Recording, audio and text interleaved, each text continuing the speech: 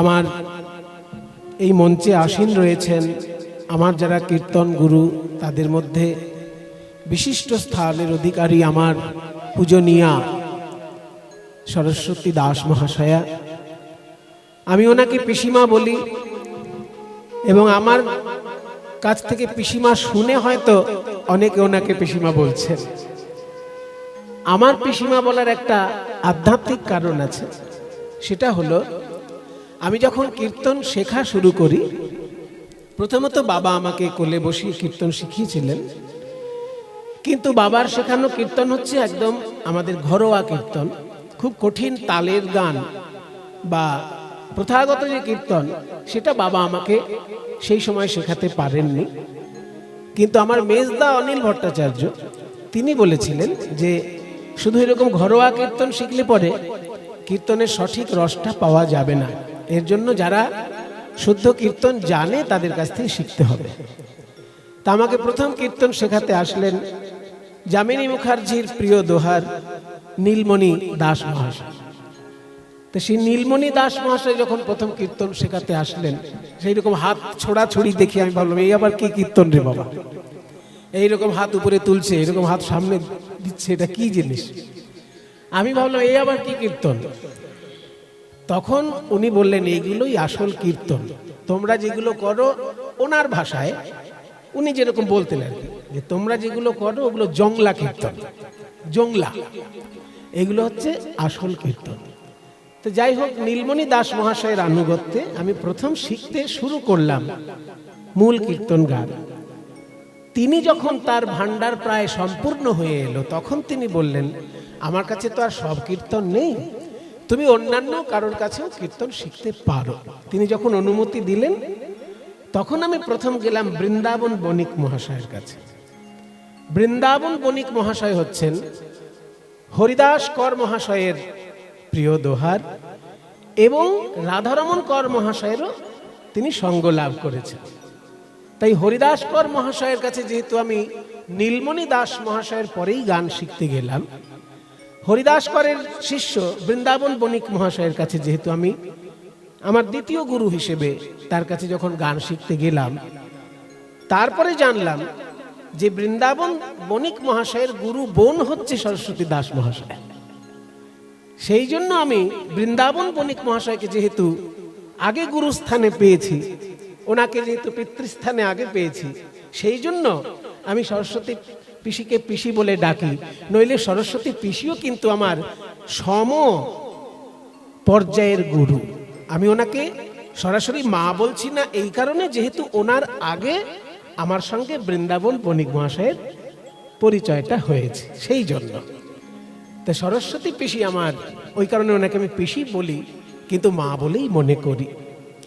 তো তারপরে আরো যার কাছে শিখতে গেলাম তারা হচ্ছেন রবীন্দ্রভারতী বিশ্ববিদ্যালয়ের শ্রীখোলের অধ্যাপক ছিলেন মনোরঞ্জন ভট্টাচার্য মহাশয় এবং মৃগাঙ্ক শেখর চক্রবর্তী, এনারা ছিলেন রবীন্দ্রভারতী বিশ্ববিদ্যালয়ের শ্রীখোলের অধ্যাপক। ব্রজরাখাল দাস মহাশয়ও কিছুদিন এসেছিলেন। ব্রজরাখাল দাস মহাশয়ও অনেক সঙ্গ করেছেন হরিদাস কর মহাশয়ের। তারপরে মনোরঞ্জন কংস বণিক বলে একজন ছিলেন, তিনিও হরিদাস কর মহাশয়েরই দোহার। তো এইরকম নানান জায়গা থেকে কীর্তন শিখতে শিখতে শেষে আমি সরস্বতী পিসির কাছে এসে পড়লাম।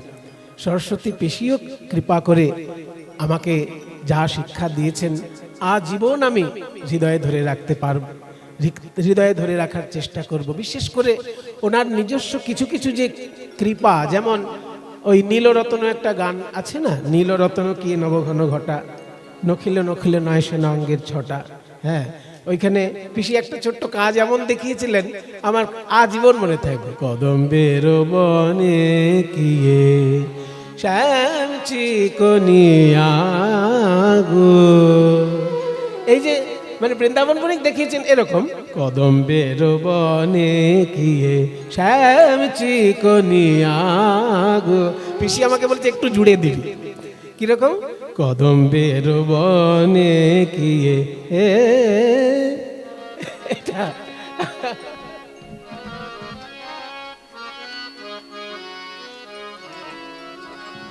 এগুলো পাওয়া যাবে না মশাই, এগুলো পয়সা করে দিয়ে পাওয়া যায় না, এগুলো গায়ের পরিশ্রমে পাওয়া যায় না, এগুলো পড়াশোনা করে পাওয়া যায় না, আর পয়সা খরচা করেও পাওয়া যায় না।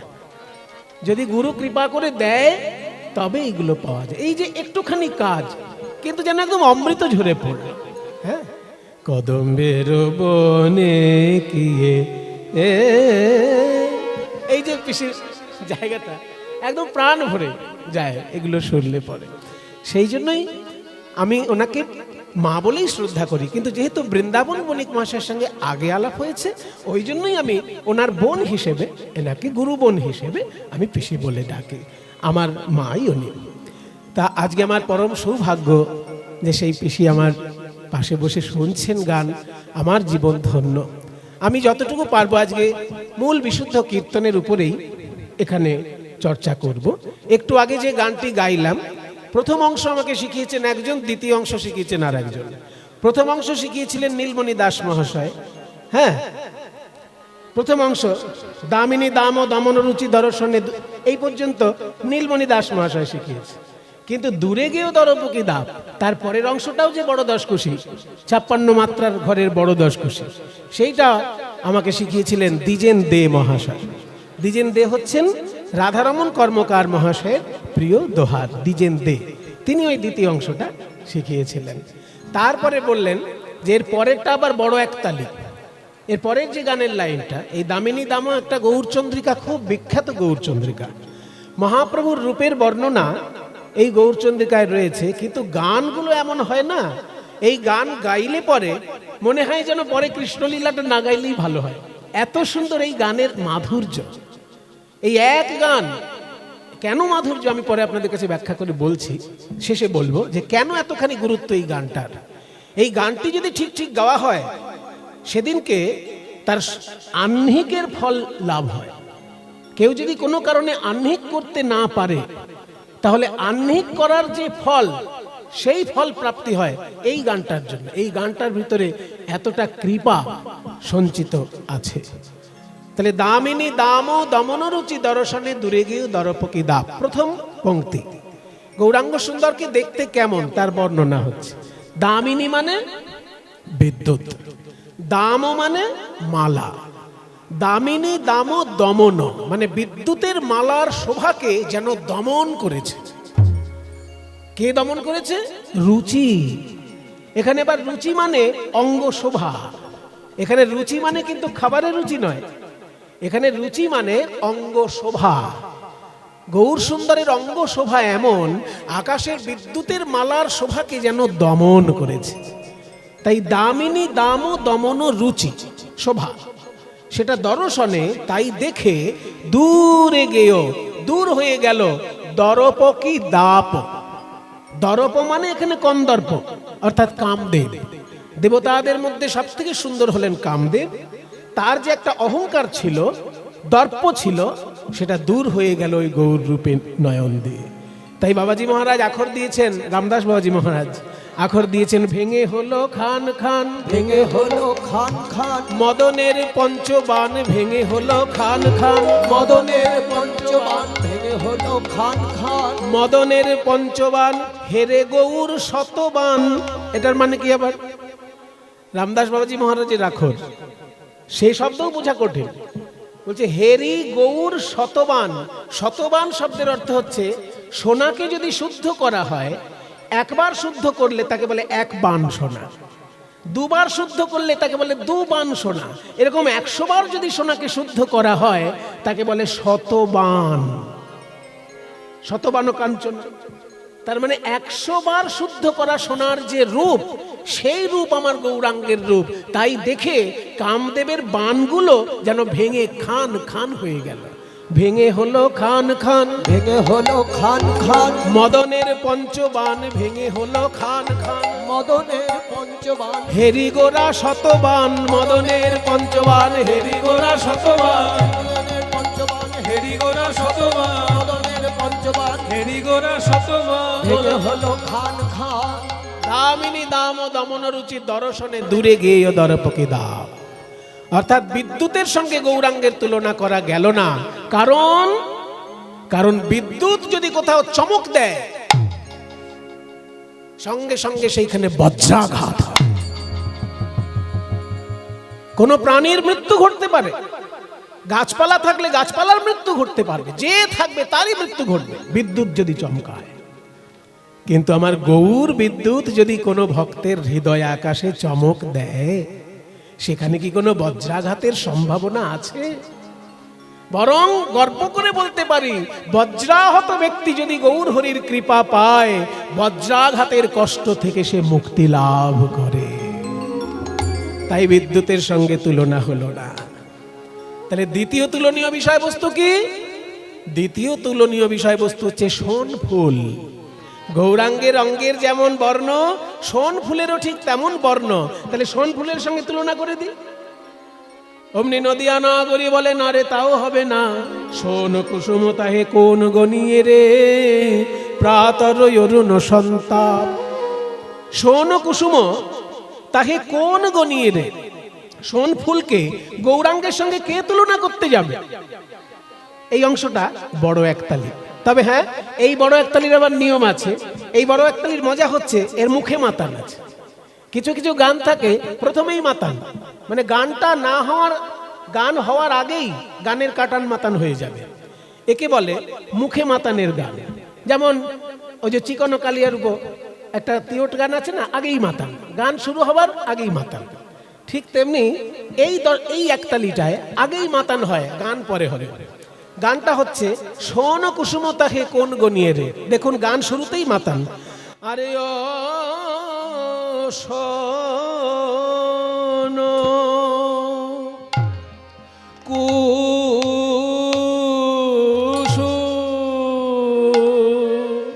কুসুম তাহে রূপের আগে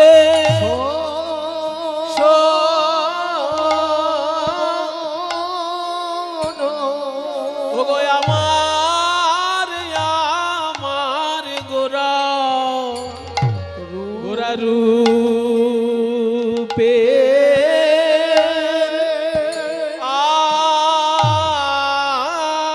আগে আমি সোন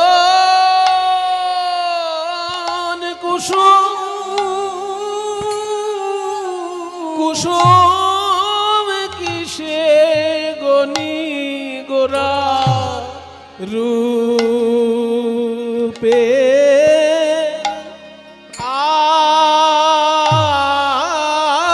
আগে আমি সোন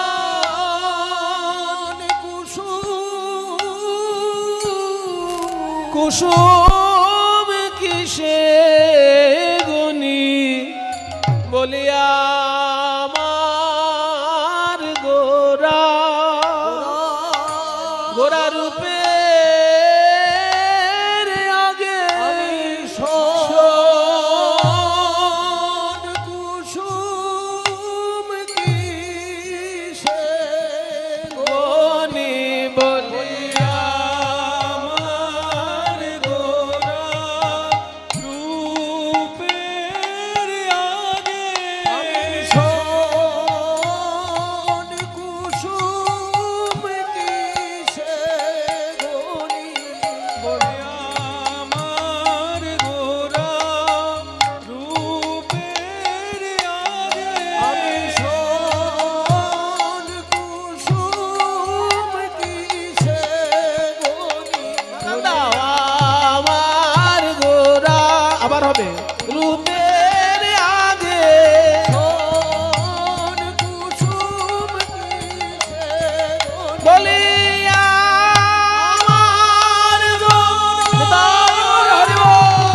রূপের আগে আমি সোন কুসুম কিসে বলিয়া আমার গোরার রূপের আগে আমি সোন কুসুম কিসে বলি আমার গোরার রূপের আগে আমি সোন কুসুম কিসে গনি গোরা রূপে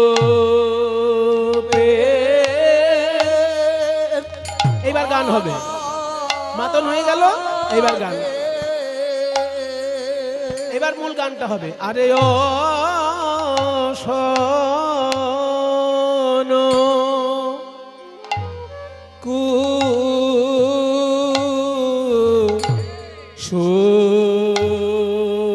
কুসুম তাহে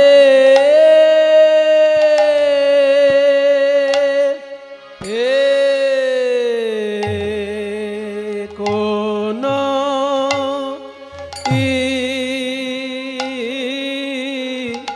গো গনিয়ে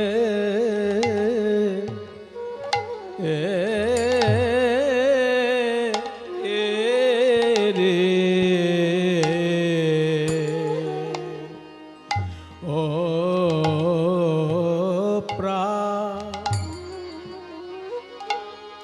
প্রাত রো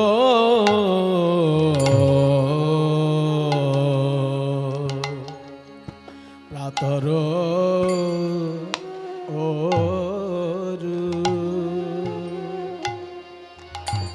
অরুণ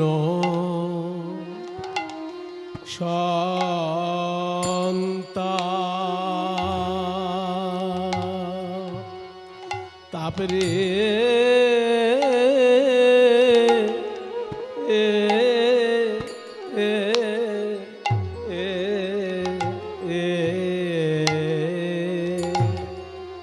ও প্রাত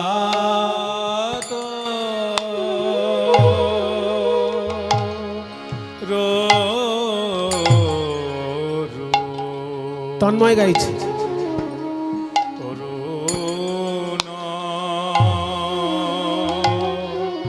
অরুণ সন্তা রে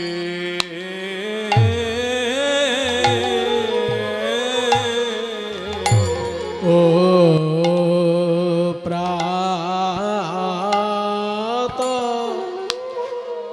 বলি অরুণে ও সন্তা তাপ আছে রে এই যে কোটি চন্দ্র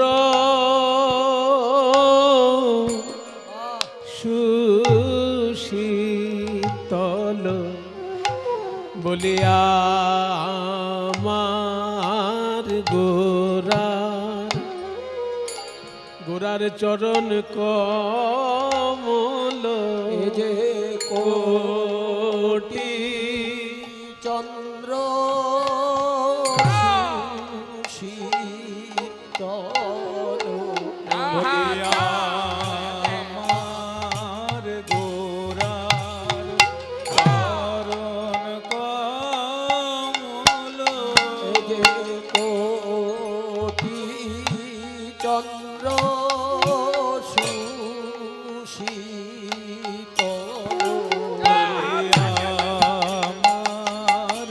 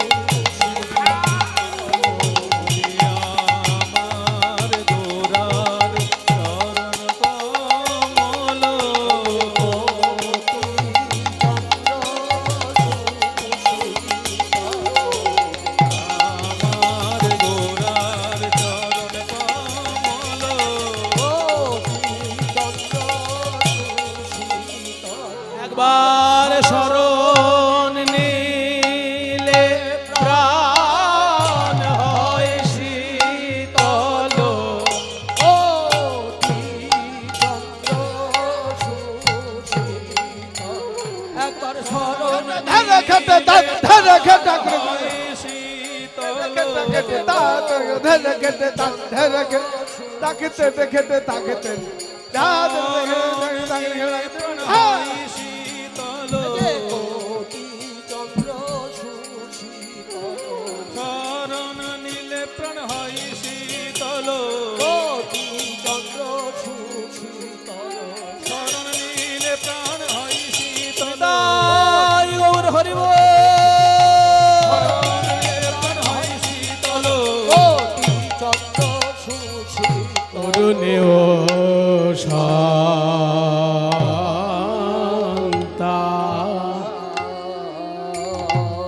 তাপ আছে রে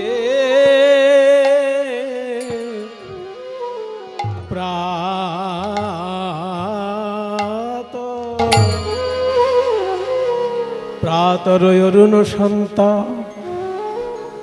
তাহলে প্রথমে বিদ্যুতের সঙ্গে তুলনা হলো না, বিদ্যুৎ বাতিল, কারণ বিদ্যুৎ যেখানে চমকায় সেখানে বজ্রাঘাত হয়।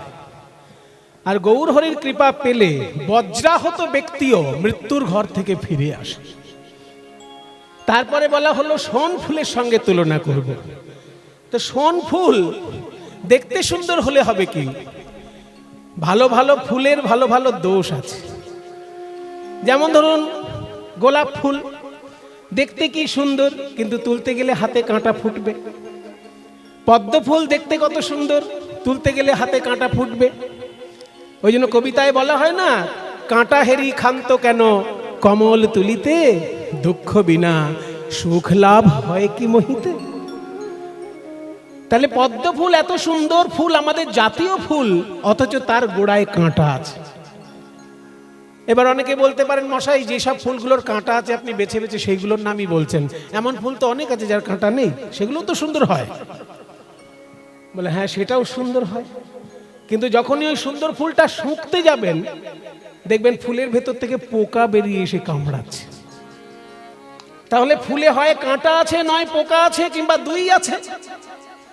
কিন্তু আমার গৌরাঙ্গের মধ্যে কোনো কাঁটা বা কোনো পোকা কেউ আবিষ্কার করতে পেরেছে?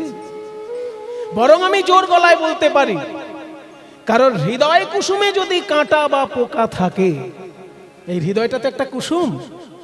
যারা পুজো করে ঠাকুর মশাই ব্রাহ্মণদেরকে জিজ্ঞেস করবেন, পুজো করতে গেলে কি কি উপকরণ লাগে?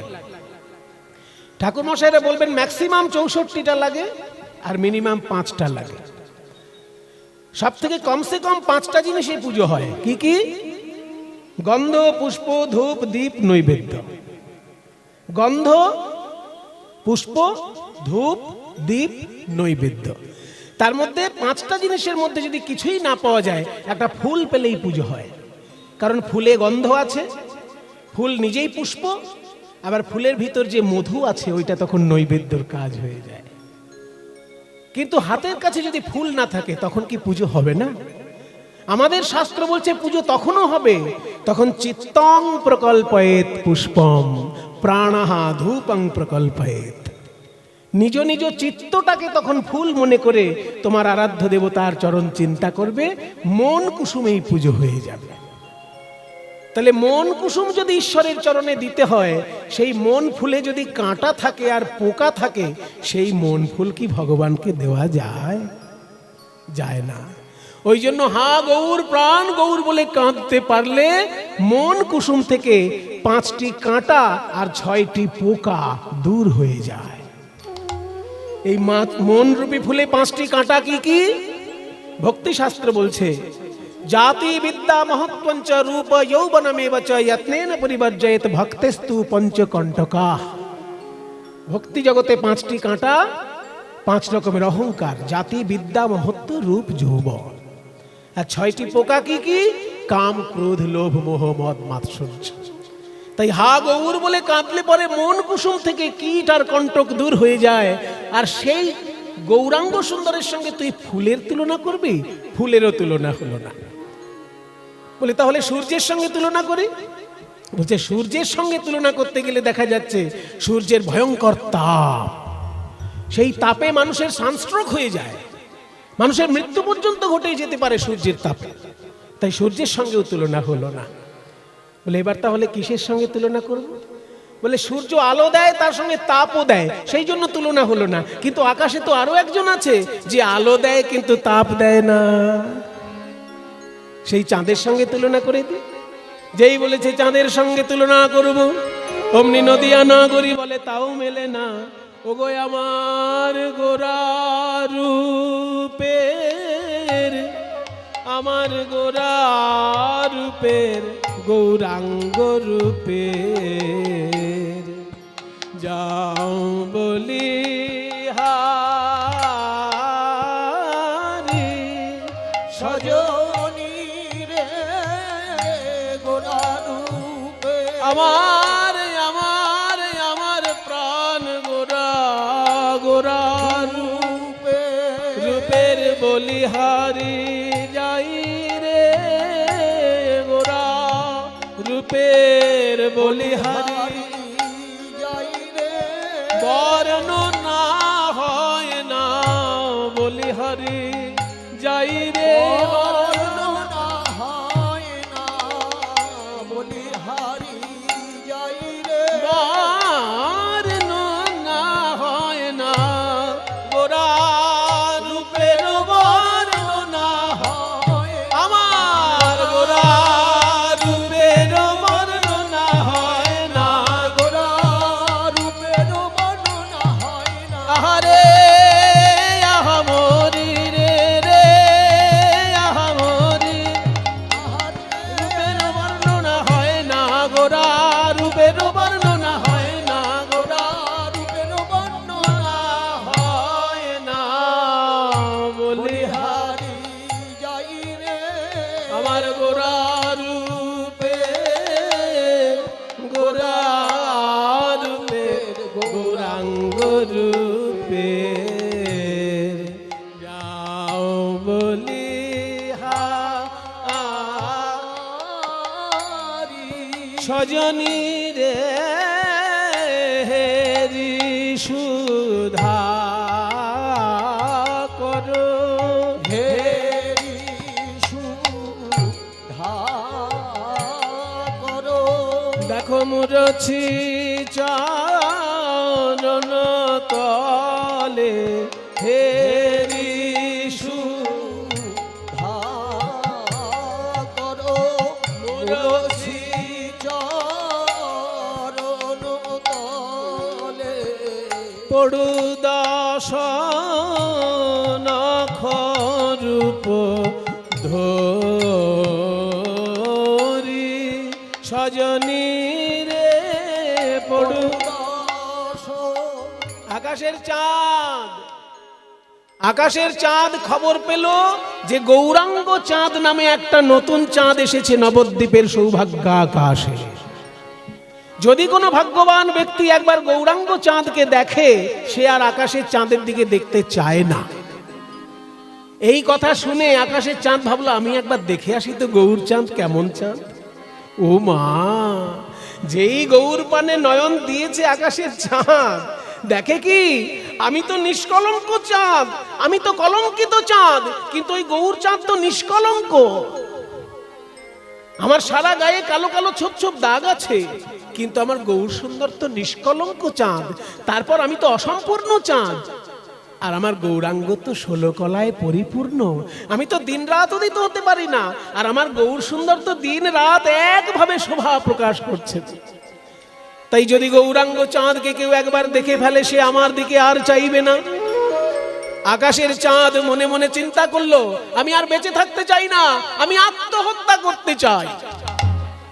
এই ভেবে আকাশের চাঁদ আকাশ থেকে পৃথিবীতে লাফ দিয়ে পড়ল, আর 10টা টুকরো হয়ে গিয়ে যেন 10টা নখ রূপে গৌরাঙ্গের চরণে সে আশ্রয় নিল।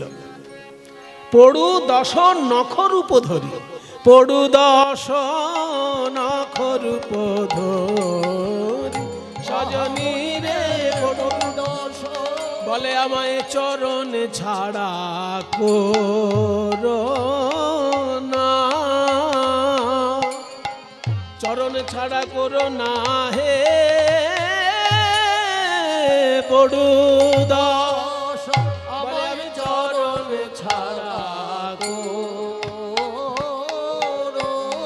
আমায় চরণ ছাড়া করো না কৃপা করে যদি শরণ দিলে চরণ ছাড়া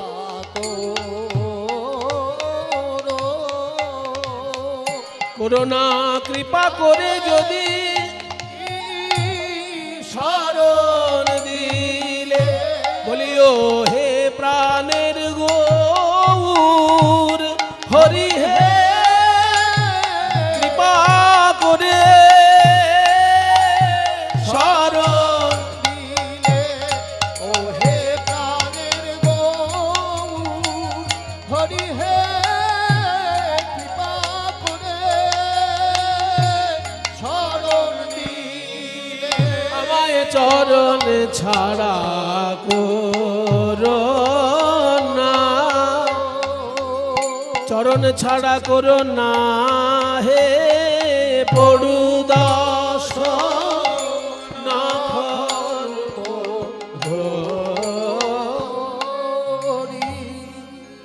হলো না চাঁদের সঙ্গে তুলনা হলো না বরং চাঁদ এসে গৌরাঙ্গের চরণে পড়ে 10টা টুকরো হয়ে গিয়ে গৌরাঙ্গের চরণের 10টি নখ রূপে বিরাজ করছে নখ রূপে চাঁদ বিরাজ করছে বলে তাহলে চাঁদের সঙ্গেও তুলনা হলো না আর একটা মাত্র বিষয় আছে যা তুলনা করার মতো সেটা বলি সেটা হলো একটা দামি ধাতু সবাই খুব ভালোবাসে কেউ আঙুলে পরে কেউ গলায় পরে কেউ হাতে পরে কেউ কানে পরে তাহলে সোনার সঙ্গে তুলনা করি যেই বলেছে সোনার সঙ্গে তুলনা করব নদিয়া না করি বলে তাও মেলে না ওগো সুবরণ বরণ হেরি নিজ কুবরণ সুবরণ বরণ হেরি নিজ কুবরণ মানিয়া আপন মনস্তাপে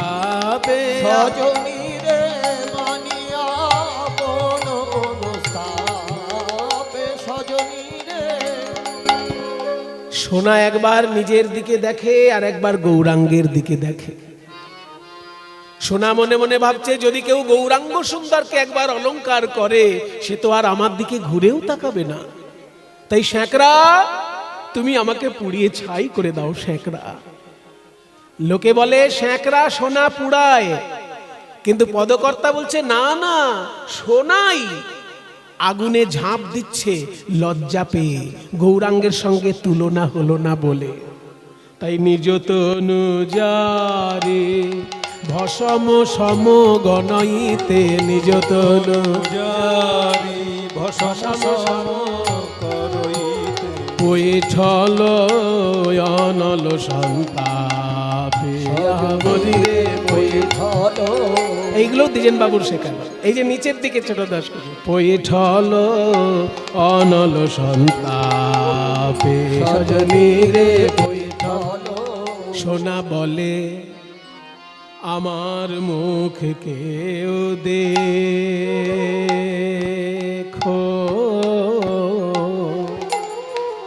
কেউ দেখো না গো পৈঠল আমার মুখ কেউ দেখো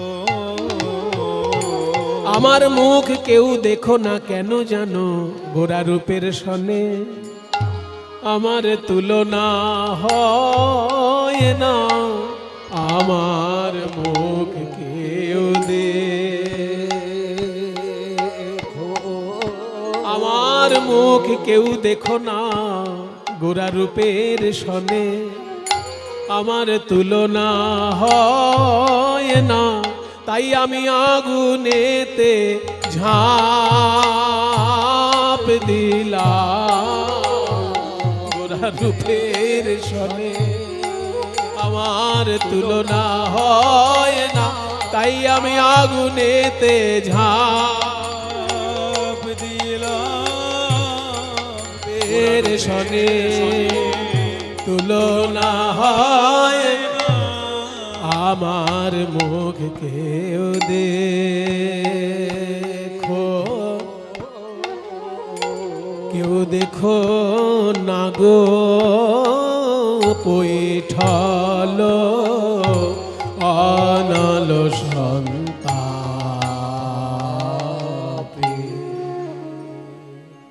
এইবার আপনাদেরকে আমি বলবো কেন এই গৌরচন্দ্রিকাটা এত গুরুত্বপূর্ণ। এই পদটি যিনি লিখেছিলেন তিনি হচ্ছেন ভক্ত রঘুনন্দনের বংশধর জগদানন্দ ঠাকুর। জগদানন্দ পণ্ডিত নয়, জগদানন্দ পণ্ডিত হচ্ছেন চৈতন্য মহাপ্রভুর সঙ্গী। জগদানন্দ পণ্ডিত যিনি, তিনি মহাপ্রভুর পার্ষদ, চৈতন্যদেবের পার্ষদ। আর এই পদের লেখক যিনি, তিনি হচ্ছেন জগদানন্দ ঠাকুর। তিনি ভক্ত রঘুনন্দনের বংশধর। কোনো একটা সময়ে তিনি শ্রীখণ্ড গ্রাম ত্যাগ করে ওই অজয় নদীর তীরে জোপলাই গ্রামে নিজের শ্রীপাঠ প্রতিষ্ঠা করেছিলেন।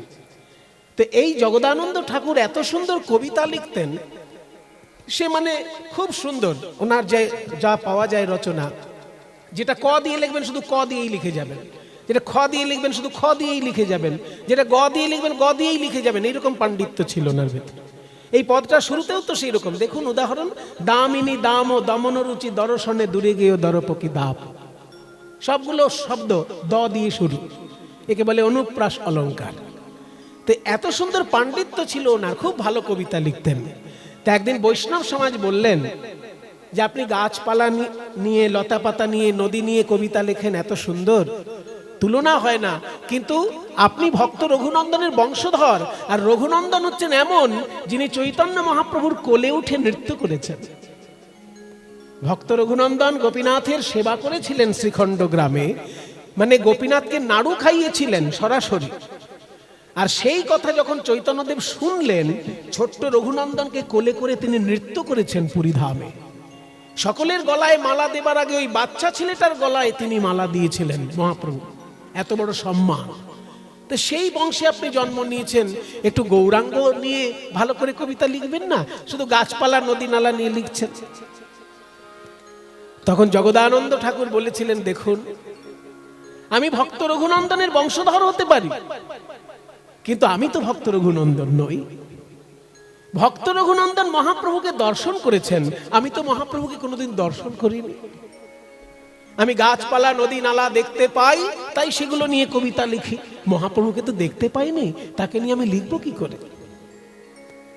তখন বৈষ্ণব সমাজ আশীর্বাদ করলেন যে আমরা সবাই মিলে আপনাকে আশীর্বাদ করছি, আপনি একটু ভালো করে ধ্যানে বসুন, আপনি গৌর সুন্দরকে যেমন দেখবেন হৃদয়ে তেমন লিখবেন। তখন জগদানন্দ ঠাকুর ধ্যানে ডুবলেন, হা গৌর প্রাণ গৌর বলে। ধ্যানের মধ্যে দেখতে পেলেন গৌরাঙ্গ মহাপ্রভুর অপূর্ব রূপ মাধুরী। আর সেই রূপ মাধুরীর হৃদয়ে দর্শন করার পর এত সুন্দর পদাবলী তার হাত থেকে বেরিয়ে এলো। এই সেই পদ যে মহাপ্রভুকে হৃদয়ে দর্শন করে তারপর যখন তিনি ধ্যান ভাঙল, তার এই সুন্দর পদটি আমাদেরকে উপহার দিলেন। তাই জন্য এই পদটার মধ্যে এত গুরুত্ব রয়েছে বৈষ্ণব জগতে, এতটা মূল্যবান এই পদ।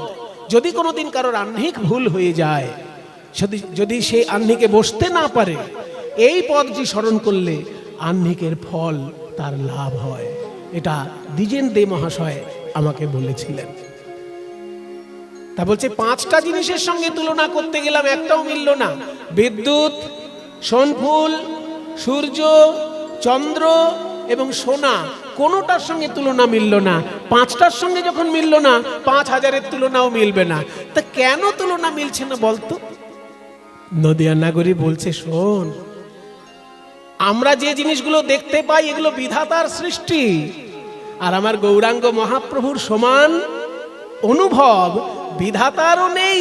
তাহলে বিধাতা কি করে আরেকটি গৌর তৈরি করবে?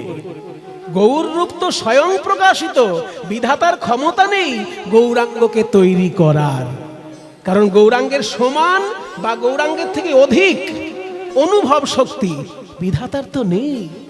যা সম অধিক বিধিক নাহি অনুভবী, যা সম অধিক বিহিক নাহি অনুভবী, তাই তুলনা দিবার নাহি ঠো সজনী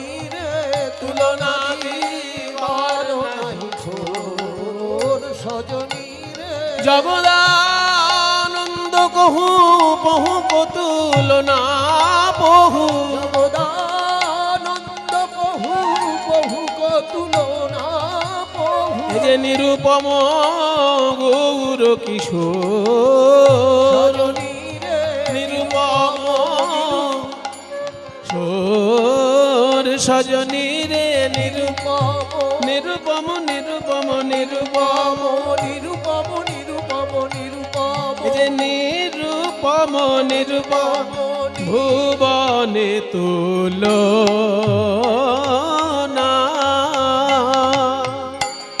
তুলনা নাই রে নিরূপম রূপের ভুবনে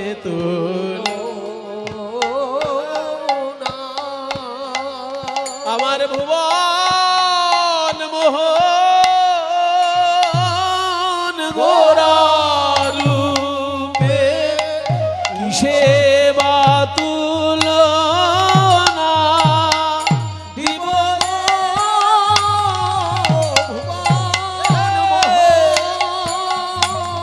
গোরা বলো বলো কিসে বা তুলনা দিব গো ভুবন মোহন গোরার রূপে নানা ভুবনে তুল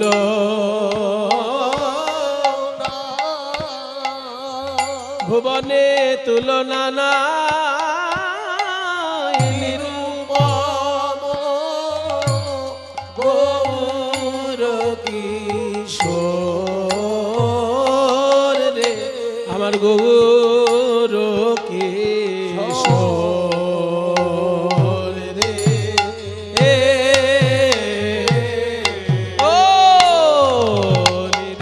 নিরূপম গৌর কিশোর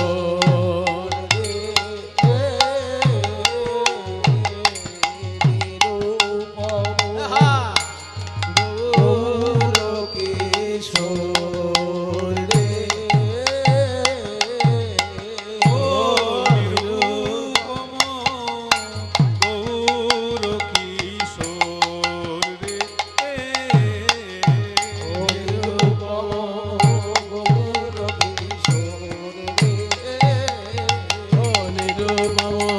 গৌর কিশোর রে নিরূপম গৌর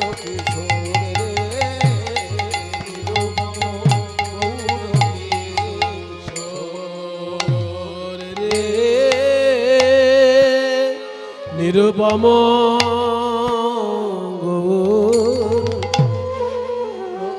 থে তায় নায় নায় নায় নায় নায় নায় নায়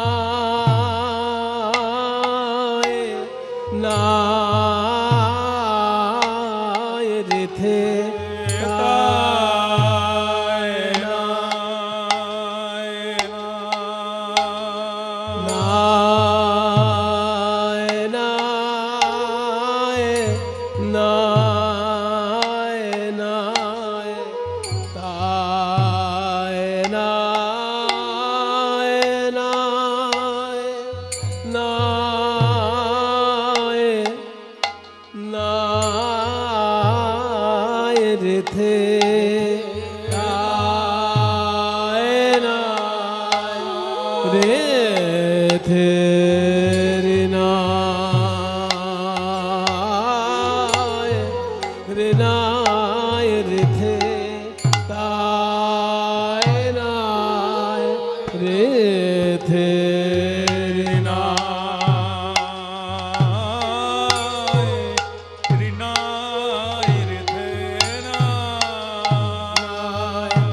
রে থে রে নায় রে নায় রে নায়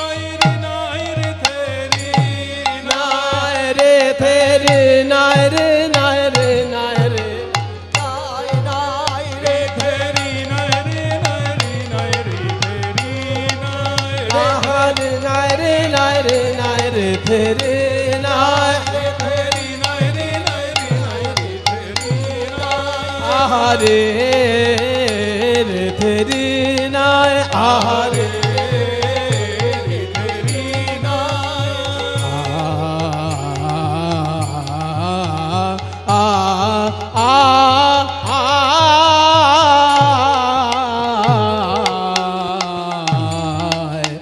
রেথে